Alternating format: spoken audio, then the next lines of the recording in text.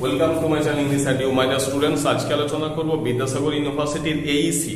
তোমরা যারা অনার্সে বা পাস কোর্সে পড়ো, সেটা যেই অনার্স হোক বা যে কোনো ধরনের পাস কোর্সের স্ট্রিমে ফার্স্ট ইয়ার সেমিস্টার যারা পড়ো, তাদের প্রত্যেকের জন্য এইসি ইংলিশ আছে।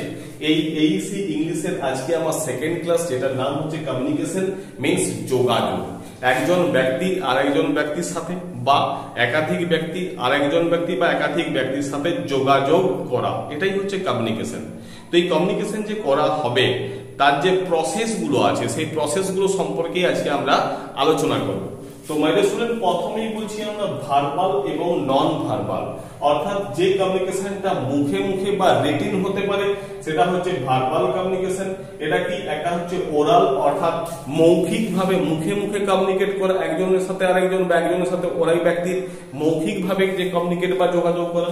একটা হচ্ছে রিটিন, অর্থাৎ সেটা চিঠি লেখা হতে পারে, অ্যাপ্লিকেশন হতে পারে, ইমেল হতে পারে, ফ্যাক্স হতে পারে, অর্থাৎ লিখে যে যোগাযোগটা হয়ে থাকে সেটা হচ্ছে রিটিন কমিউনিকেশন। আর এই পারপাস এবং স্টাইলের দিক থেকে আমরা কমিউনিকেশনকে দুই ভাগে ভাগ করি। একটা কি? একটা হচ্ছে ফর্মাল, একটা হচ্ছে ইনফর্মাল। অর্থাৎ দুই ধরনের কমিউনিকেশন আছে, formal communication and informal communication.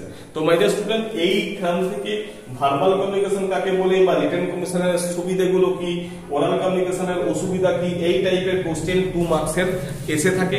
তোমরা যারা এখনো ক্লাস শুরু করোনি তারা অতি অবশ্যই ক্লাসটা শুরু করে দাও। যদি প্রবলেম থাকে, তোমাদের সমস্যা, তাহলে অতি অবশ্যই তোমরা আমার সাথে কন্ট্যাক্ট করতে পারো। আর যদি এইসি ইংলিশের জার্নিটা আমার সাথে শুরু করতে চাও, তাহলে অতি অবশ্যই আমার সাথে কন্ট্যাক্ট করতে পারো, হোয়াটসঅ্যাপ করতে পারো। আর এখান থেকে পরবর্তীকালে যে ধরনের কোশ্চেন গুলো সেটিং হয়ে থাকে, যে ধরনের কোশ্চেন আসার সম্ভাবনা থাকে, সেই সমস্ত নিয়ে আমরা আবার ফিরে আসবো ইংলিশ আর ইউ চ্যানেলে। তাই চ্যানেলটার সাথে থাকবে, পাশে থাকবে। অতি অবশ্যই লাইক করো, সাবস্ক্রাইব করো, বন্ধুদের মধ্যে শেয়ার করো। Thank you.